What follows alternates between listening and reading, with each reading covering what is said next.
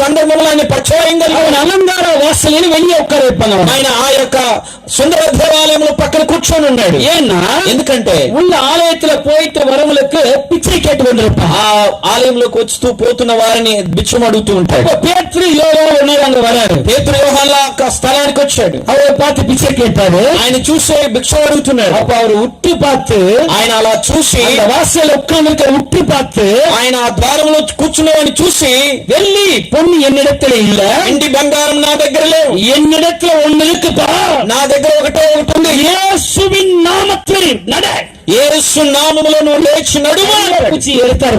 అలా చేయబట్టుకొని లేపాడు. బలం కొన్నా ఆయన బలం పొందుకున్నాడు. ఎట్టా వచనத்தை వాసిచ్చా உங்களுக்கு தெரியும்.